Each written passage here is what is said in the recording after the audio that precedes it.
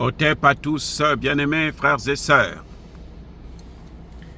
La guerre en Ukraine ne cesse de s'aggraver. Ce week-end, la Russie a envoyé encore une pluie de missiles pour détruire. Là, cette fois-ci, ils ont attaqué Kiev et détruit une usine d'armement, une usine de munitions, de fabrication de munitions de l'Ukraine. Les Russes ont détruit les systèmes de défense ukrainiens. 2 systèmes de défense patriotes. Je vous rappelle une chose. Un seul système de défense patriote vaut 1 milliard de dollars américains. Pour 2, ça fait donc 2 milliards de dollars américains qui sont allés en fumée. Eh oui les gars, la situation est terrible. Je dis bien terrible. Et écoutez bien, en dehors de ça là, vous savez quoi? La Russie a détruit un train qui transportait des armes pour l'Ukraine. C'est une situation catastrophique. Au point où le secrétaire général de l'ONU s'est enflammé parce que effectivement, il y a eu lorsque les Russes ont détruit l'usine qui fabriquait des armes, il y a malheureusement, et nous le déplorons, surtout pour les victimes, que 2 hôpitaux ont été touchés. Oui, 2 hôpitaux ont été touchés.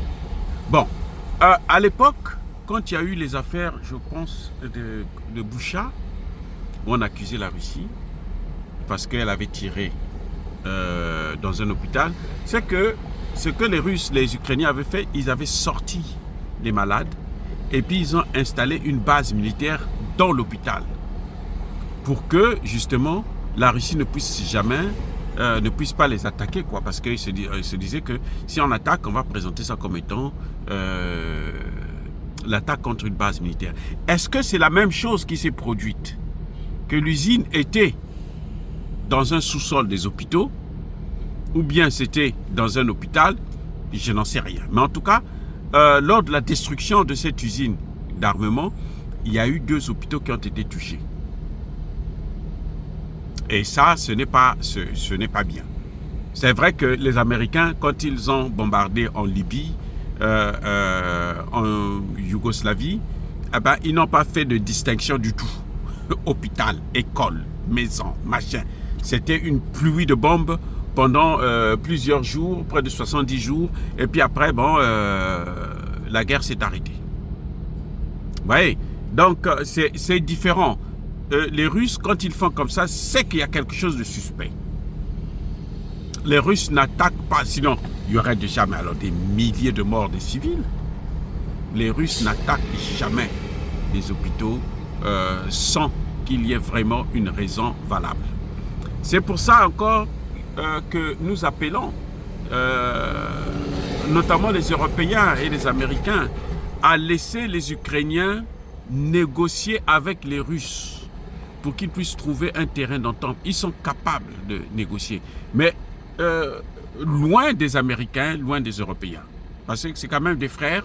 Laissez-les organiser plutôt une rencontre. À mon avis, en tant que spécialiste de la prévention des conflits, je pense que ce qui serait mieux pour les Européens, c'est d'organiser la rencontre entre ces pays-là. Faire en sorte que ces pays-là puissent se retrouver ensemble, mettre les circonstances pour qui vont aboutir à un tête-à-tête entre Poutine et Zelensky pour qu'ils puissent trouver un terrain d'entente. Parce qu'ils sont condamnés à vivre côte à côte. pas avec l'OTAN, pas avec l'Union européenne. Ils sont condamnés à vivre côte à côte. Et c'est ça, peut-être, qui pourra permettre de limiter les dégâts, la souffrance, d'arrêter la souffrance des populations de part et d'autre. Dire cela, c'est inciter à la haine ou à la violence. Non, il y a ma colère, il y a ma haine. Encore une fois de plus, bien-aimés frères et sœurs, je persiste et je signe. Soyez bénis, soyez abondamment bénis par le Dieu des Kémites et par nos ancêtres angélisés. Mais que tous ceux qui persécutent le continent africain, le pillent et le déstabilisent, qu'ils soient noirs, blancs, chinois, arabes, juifs, indiens ou qui qu'ils soient punis, maudits, foudroyés, neutralisés, écrasés, effacés par le Dieu des Kémites et par nos ancêtres angélisés.